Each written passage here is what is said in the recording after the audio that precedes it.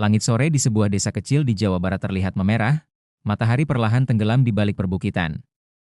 Suara azan maghrib berkumandang dari masjid yang berdiri kokoh di tengah perkampungan. Warga desa berbondong-bondong menuju masjid, termasuk seorang pria bernama Raka, usia 32 tahun. Dari luar, Raka tampak seperti lelaki saleh yang tak pernah luput dari ibadah. Sarung batiknya terlipat rapi, peci hitam menutupi rambutnya, dan tasbih melingkar di tangannya. Saat ia melangkah masuk ke masjid, orang-orang menyapanya penuh hormat. "Assalamualaikum, Kang Raka," ucap seorang bapak tua sambil tersenyum. "Waalaikumsalam, Pak Haji," jawab Raka sambil menundukkan kepala, senyum mengembang di wajahnya. Di dalam masjid, ia mengambil posisi di syaf depan. Wajahnya tampak khusyuk, matanya terpejam, bibirnya berkomat-kamit membaca doa. Orang-orang memandangnya dengan penuh kagum. Dalam hati mereka berbisik, "Masya Allah, Raka itu orangnya alim sekali. Semoga Allah menjadikannya ahli surga." Namun, apa yang tampak di mata manusia tidak selalu sejalan dengan hakikat yang sesungguhnya. Raka hidup dalam dua dunia. Dunia pertama adalah dunia yang ia tampilkan di depan manusia. Dunia kesalehan, kesungguhan dalam ibadah, dan wajah yang penuh keteduhan. Dunia kedua adalah dunia gelap yang ia sembunyikan rapat-rapat. Dunia maksiat, dunia yang bertolak belakang dengan semua yang ia perlihatkan. Setelah sholat maghrib selesai, Raka duduk di pojok masjid, pura-pura membaca Al-Quran. Jemarinya membolak-balik halaman mushaf, bibirnya bergerak, namun pikirannya tidak berada di ayat yang ia baca. Hatinya gelisah, bukan karena takut kepada Allah, tetapi karena rasa candu terhadap dosa yang menguasai dirinya. Malam itu, setelah sholat Isya, ia pulang ke rumah. Di hadapan keluarganya, ia tampak santun dan lembut. Ia menemani ibunya yang sudah tua, menanyakan kabar kesehatan, bahkan mencium tangan sang ibu dengan penuh hormat.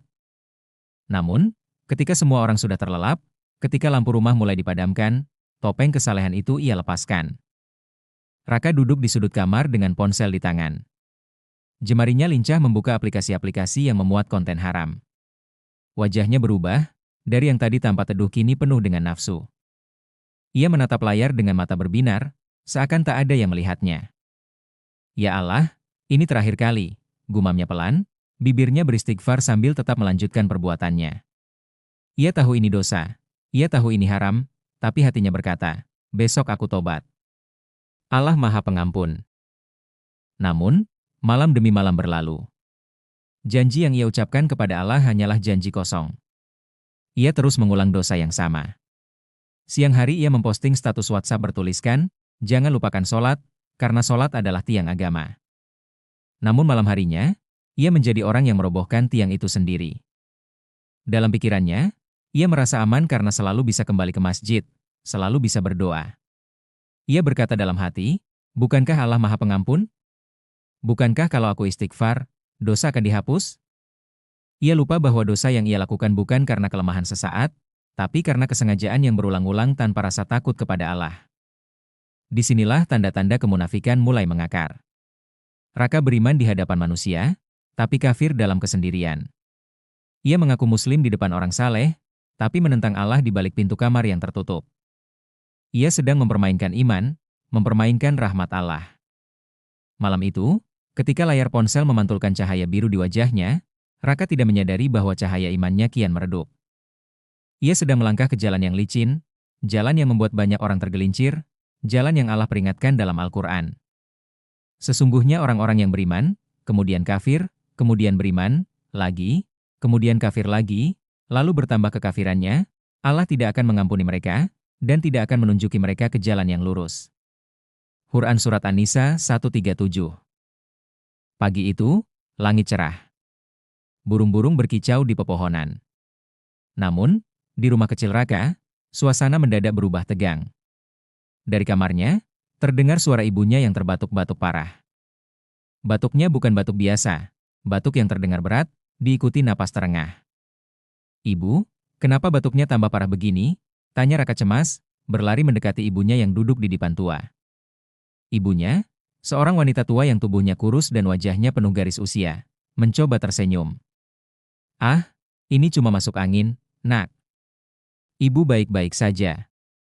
Namun, Raka tahu ini bukan sekadar masuk angin. Tubuh ibunya tampak lemas, keringat dingin membasahi pelipis.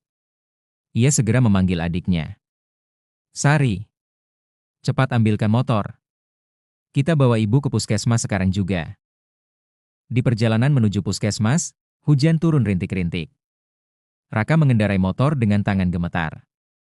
Hatinya dipenuhi rasa bersalah. Ia teringat bagaimana semalam ia kembali tenggelam dalam dosa. Ia teringat bagaimana ia berjanji berkali-kali untuk bertaubat, namun selalu gagal. Ya Allah, jangan ambil ibu sekarang. Jangan hukum aku dengan ini, bisiknya lirih, suara tercekat oleh tangis yang ia tahan. Di puskesmas, dokter berkata dengan nada serius, ibu mengalami komplikasi. Kami harus rujuk ke rumah sakit. Raka mengangguk cepat, matanya berkaca-kaca. Ia menatap ibunya yang terbaring lemah di ranjang. Dalam hati ia berjanji, ya Allah, kalau engkau sembuhkan ibu, aku akan berubah. Aku akan tinggalkan semua dosaku. Hari-hari berikutnya, Raka sibuk mondar-mandir antara rumah sakit dan rumah. Ia tak lagi membuka aplikasi maksiat. Ia rajin sholat 5 waktu, bahkan sholat tahajud di malam hari. Setiap selesai sholat, ia menangis, menunduk dalam sujud yang lama. Ya Allah, ampuni aku. Aku janji ini yang terakhir. Aku tak mau engkau murka, ucapnya dengan suara serak. Kabar tentang Raka yang kini rajin ke masjid kembali menyebar. Orang-orang mulai memujinya lagi. Alhamdulillah, Raka benar-benar taubat. Semoga istiqomah, kata Pak RT kepada warga saat pengajian. Hatinya sedikit bangga mendengar pujian itu. Ia merasa seperti lahir kembali. Dalam pikirannya, ia berkata, ini jalan yang benar. Aku harus bertahan. Beberapa bulan berlalu. Ibunya sembuh. Raka kembali bekerja di sebuah toko bangunan di kota. Kehidupannya tampak normal. Namun, satu hal yang tak ia sadari, janji yang ia ucapkan dulu ternyata tidak sepenuhnya tulus. Ia mulai mengurangi sholat malam. Ia jarang ikut pengajian karena alasan lelah bekerja. Hingga suatu hari, seorang wanita bernama Nisa datang ke toko tempat Raka bekerja. Nisa adalah pelanggan baru, cantik, rapi, dan sudah bersuami. Mereka mulai saling mengenal. Awalnya obrolan biasa, harga bahan bangunan, tips renovasi rumah. Namun, pesan-pesan singkat mulai masuk ke ponsel Raka di malam hari. Nanti kalau ada diskon keramik, kabari aku ya, Kang, tulis Nisa disertai emotikon senyum. Raka merasakan sesuatu yang tak seharusnya. Ia tahu ini salah, tapi hatinya berbunga. Ia balas pesan itu. Obrolan mereka semakin intens. Dari bicara soal belanja, bergeser ke hal-hal pribadi. Sampai akhirnya, mereka bertemu diam-diam di sebuah kafe di kota. Di hadapan orang kampung, Raka masih jadi lelaki yang sering ke masjid. Ia bahkan dipercaya menjadi pengurus masjid kecil di desanya. Namun di belakang, ia menjalani kisah terlarang dengan Nisa. Ia kembali main api, lebih besar daripada sebelumnya. Setiap kali selesai berbuat dosa, ia beristighfar. Ya Allah, maafkan aku. Ini terakhir kali, ucapnya sambil menutup wajah dengan kedua tangan. Namun, hatinya sudah tumpul. Ia tidak lagi takut sebagaimana dulu. Raka sedang bermain-main dengan agama. Ia memanfaatkan ibadah sebagai tameng untuk menutupi maksiat. Ia menjadi sosok yang Allah sebut dalam Quran Surat An-Nisa 137, orang yang beriman, lalu kafir, beriman lagi, lalu kafir lagi. Malam itu, di kamarnya yang gelap, Raka menatap layar ponselnya. Pesan dari Nisa masuk, besok kita ketemu lagi, Kang. Aku kangen. Raka terdiam. Dalam hatinya ia tahu ini dosa besar, tapi jemarinya tetap mengetik, iya. Besok sore aku jemput. Ia tak sadar, setiap langkah yang ia ambil semakin menjauh dari rahmat Allah. Janji yang dulu ia ucapkan di hadapan Allah kini hanya tinggal kata-kata kosong. Imannya kembali redup. Topengnya kembali menebal. Sore itu, langit mendung. Raka duduk di sebuah kafe kota bersama Nisa. Di meja kecil dekat jendela, 2 gelas kopi terhidang, uap panasnya membentuk kabut tipis. Nisa tersenyum manis, menyibakkan jilbabnya sedikit ke belakang. Matanya berbinar, bibirnya mengucap manja. Kang, kalau aku nggak punya kamu, hidupku hampa. Raka menelan ludah. Kata-kata itu membuatnya merasa istimewa. Ia lupa bahwa wanita ini istri orang. Ia lupa pada janji yang dulu ia ucapkan dalam sujud tangis. Dalam hatinya ia berkata, sekali ini saja. Setelah ini, aku benar-benar berhenti. Tapi setan tak pernah puas. Setelah kafe, mereka pindah ke tempat yang lebih sepi. Dosa besar terjadi malam itu. Raka telah jatuh terlalu dalam. Beberapa minggu berlalu. Di kampung, gosip mulai berhembus. Orang-orang mulai curiga karena ada foto Raka dan Nisa yang beredar di grup WhatsApp warga. Foto itu diambil diam-diam oleh seseorang di kafe tempo hari. Dalam foto itu, Nisa tampak menatap Raka penuh mesra. Tangan mereka hampir bersentuhan. Grup WhatsApp masjid meledak. Pak RT, astagfirullah, ini benar Kang Raka? Ustaz Rofi, jangan cepat menuduh, kita harus tabayun. Tapi kalau benar, ini fitnah besar. Sementara itu, Raka sedang di toko ketika ponselnya bergetar bertubi-tubi. Ia membuka WhatsApp, matanya membelalak. Foto-foto itu memenuhi layar. Napasnya tercekat. Tangannya gemetar. Ya Allah, kenapa ini harus terjadi sekarang? Gumamnya. Tak lama, telepon dari Pak RT masuk. Kang Raka, tolong datang ke rumah saya sekarang. Ada hal penting yang harus kita bicarakan. Suara Pak RT datar, dingin, menusuk hati. Malam itu, di rumah Pak RT, beberapa tokoh kampung berkumpul. Ustaz Rofi, Pak RT, dan beberapa jamaah masjid. Wajah mereka serius. Raka datang dengan langkah gontai. Matanya sayu, keringat dingin membasahi pelipis. Pak RT menatapnya tajam. Kang Raka, jelaskan. Foto ini benar atau tidak? Ia menunjukkan ponsel berisi foto-foto yang tersebar. Raka menunduk. Suaranya tercekat. Itu, saya hilaf, Pak. Ustaz Rofi menghela napas panjang. Hilaf? Kang Raka, ini bukan hilaf kecil. Ini dosa besar. Dan yang lebih parah, Kang selama ini dikenal sebagai orang yang rajin ke masjid, jadi pengurus masjid. Bagaimana hati Kang bisa setega ini bermain-main dengan agama? Raka tak mampu menjawab. Air matanya jatuh. Namun, bukan karena takut kepada Allah, melainkan karena malu aibnya terbongkar. Dalam hatinya, ia marah, bukan kepada dirinya, tapi kepada orang yang menyebarkan foto itu.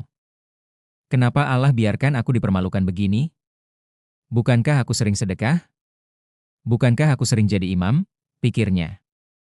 Ia lupa bahwa Allah menutup aibnya berkali-kali, tapi ia terus mengulang dosa tanpa rasa takut. Kabar perselingkuhan Raka menyebar ke seluruh kampung. Orang-orang yang dulu memujinya kini mencibir. Ibu-ibu pengajian berbisik-bisik, anak-anak muda menunjuk-nunjuk ketika ia lewat. Raka berhenti datang ke masjid. Ia merasa semua mata memandang sinis. Di rumah, ia mengurung diri. Setiap malam ia menangis, tapi bukan tangis taubat, melainkan tangis kesal karena kehormatannya hancur. Suatu malam, Ustaz Rofi datang ke rumahnya. Duduk di teras, Ustaz itu berkata lembut tapi tegas. Kang Raka, Allah sudah kasih banyak kesempatan. Jangan main-main lagi dengan iman. Taubat sungguh-sungguh. Jangan tunggu ajal menjemput dalam keadaan hina. Raka hanya menunduk, bibirnya bergetar. Iya, Ustaz. Saya akan berubah. Namun, janji itu lagi-lagi hanya keluar dari mulut, bukan dari hati. Malam itu, setelah Ustaz pulang, Raka kembali menatap ponselnya. Ada pesan dari Nisa, Kang, aku rindu. Jemarinya gemetar. Ia tahu ini dosa, ia tahu ini jalan ke neraka, tapi ia tetap mengetik, aku juga. Topengnya sudah retak, tapi hatinya masih hitam. Raka sedang berjalan di tepi jurang yang sangat curam. Malam itu sunyi. Raka duduk di kamarnya, lampu redup, udara pengap. Ponselnya masih menyala, pesan dari Nisa terus masuk. Aku nggak bisa tanpa kamu, Kang. Besok kita ketemu lagi, ya? Ia menatap layar ponsel lama, wajahnya muram. Dalam hatinya, ia berperang dengan rasa bersalah yang samar. Namun, keinginan bertemu Nisa jauh lebih kuat. Jemarinya mengetik. Iya. Besok sore, tempat biasa. Ia tak sadar, setiap pesan yang ia kirim adalah satu langkah lagi menuju jurang kehancuran. Hari-hari berikutnya, Raka tak lagi merasa malu. Gosip yang dulu menghebohkan kampung mulai mereda. Orang-orang sudah jarang membicarakannya. Ia merasa aman. Perlahan, ia mulai jarang ke masjid. Azan berkumandang, tapi ia tetap duduk sambil merokok di teras. Sari, adiknya, menegur. "Kang, nggak ke masjid? Udah ikamah tuh." Raka mendengus, menatap Sari dengan mata sinis. "Ah, sholat bisa kapan aja. Allah kan maha pengampun." Kata-kata itu keluar ringan, tapi sebenarnya itulah tanda hatinya makin gelap. Ia tak lagi punya rasa takut kepada Allah. Ia mulai meremehkan dosa. Bahkan, ia berkata kepada seorang temannya di warung kopi, "Hidup ini yang penting bahagia, bro. Urusan dosa? Ah, gampang. Allah kan baik. Sholat terakhir sebelum mati aja cukup." Temannya tertawa kecil. Raka ikut tertawa. Tawa yang terdengar ringan, tapi sesungguhnya sedang menertawakan peringatan Allah. Suatu malam, ibunya memanggil dengan suara lemah. "Raka, sini, nak. Ibu mau bicara." Raka masuk ke kamar ibunya. Wajah wanita tua itu pucat, tubuhnya semakin kurus. Matanya berkaca-kaca. "Nak, ibu dengar cerita kamu dari orang-orang. Apa betul kamu selingkuh?" Raka terdiam. Ia tak sanggup menatap ibunya. Air mata jatuh di pipi sang ibu. "Nak, ibu nggak minta kamu jadi orang alim. Ibu cuma minta kamu jangan hina agama. Jangan bikin malu keluarga. Kamu dulu janji, kalau ibu sembuh, kamu mau berubah. Mana janjimu, nak?" Hati Raka bergetar sesaat. Namun, bisikan setan lebih kuat. Ia berkata pelan, nyaris tak terdengar. "Sudahlah, Bu. Jangan bahas ini. Saya pusing." Ia pergi meninggalkan ibunya yang menangis terisak di tempat tidur. Tak hanya dengan Nisa, kini Raka juga mulai bergaul dengan teman-teman yang jauh dari agama. Malam-malamnya diisi nongkrong di warung kopi hingga larut, merokok, berjudi kecil-kecilan. Kadang ia pulang dalam keadaan mabuk ringan. Ustaz Rofi pernah menegurnya di jalan. "Kang Raka, apa nggak takut sama Allah? Kang, dulu kan sering ke masjid." Raka tertawa hambar. "Ah, Ustaz, hidup jangan terlalu kaku. Saya masih Islam kok. Cuma ya, santai aja." Perkataannya ringan, tapi itulah bukti imannya semakin tipis. Ia kini benar-benar sedang mempermainkan agama, beriman di mulut, kafir di hati dan perbuatan. Malam itu, hujan turun deras. Angin kencang menggoyangkan daun-daun pisang di halaman rumah. Ibu Raka duduk di tepi tempat tidur, menatap foto Raka kecil yang dulu lucu dan polos. Air matanya menetes ke foto itu. "Ya Allah, selamatkan anakku. Jangan biarkan dia mati dalam keadaan hina." Doa itu menggema di langit. Namun, Raka di luar sana justru sedang mengendarai motornya ke sebuah hotel kecil, memenuhi janji bertemu Nisa. Di jalan yang licin oleh hujan, Raka melaju kencang. Kepalanya penuh hayalan. Ia tak sadar ada truk besar dari arah berlawanan. Klakson meraung. Lampu menyorot matanya. Raka kaget, menarik rem mendadak. Ban motornya selip. Tubuhnya terlempar ke aspal basah. Darah mengalir deras. Hujan masih turun deras ketika warga berkerumun. "Ya Allah, ini Raka," teriak seseorang. Tubuhnya kaku, napasnya tersengal. Bibirnya bergerak, seolah ingin mengucap sesuatu, tapi tidak ada satu kalimat pun yang keluar. Malam itu, hujan terus mengguyur jalan yang basah. Raka terbaring dengan mata terbuka, menatap langit yang gelap. Nafasnya terhenti sebelum sempat mengucap kalimat tobat. Topengnya telah hancur, dosanya terbuka, dan ajal datang ketika hatinya jauh dari Allah. Inilah akibat iman yang dipermainkan. Allah telah memberi peringatan berkali-kali, namun ia memilih menutup telinga. Kini, penyesalan tidak berguna. Subuh itu dingin dan sunyi. Hujan semalam masih menyisakan genangan air di jalan. Kabar duka menyebar cepat. Raka meninggal dunia. Desa kecil itu gempar. Orang-orang berdatangan ke rumah duka. Di ruang tamu, tubuh Raka terbujur kaku di atas kasur, ditutupi kain putih. Wajahnya pucat, bibirnya sedikit membiru. Ibunya duduk di samping jenazah, menangis sesenggukan sambil memeluk kain penutup tubuh anaknya. "Nak, ibu sudah bilang, jangan hina Allah, jangan main-main sama iman." Suaranya parau, bergetar, seakan seluruh tenaga terkuras. Beberapa lelaki datang untuk memandikan jenazah. Mereka mengangkat tubuh Raka ke kamar mandi. Namun, sesuatu yang aneh terjadi. "Ya Allah, kok kaku banget badannya. Susah digerakkan," kata salah satu pemandi jenazah sambil menghela napas berat. Mereka berusaha memiringkan tubuh Raka, tapi sendi-sendinya kaku seperti kayu. Peluh bercucuran di wajah mereka. Ketika air mulai disiramkan, bau menyengat menyeruak. Bukan bau wangi kasturi seperti yang sering diceritakan tentang jenazah orang saleh, melainkan bau anyir bercampur busuk yang menusuk hidung. Semua yang hadir saling pandang.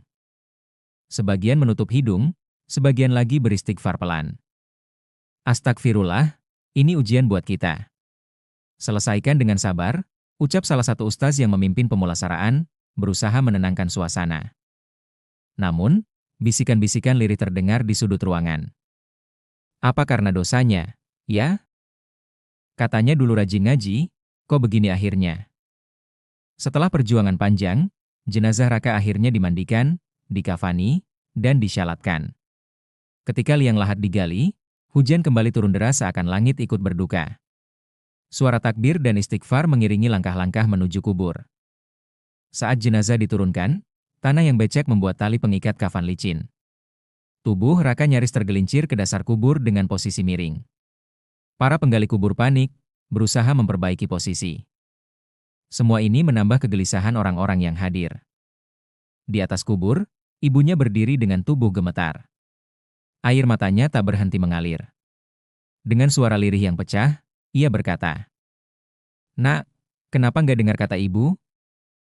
Nak, kenapa nggak taubat sungguh-sungguh?"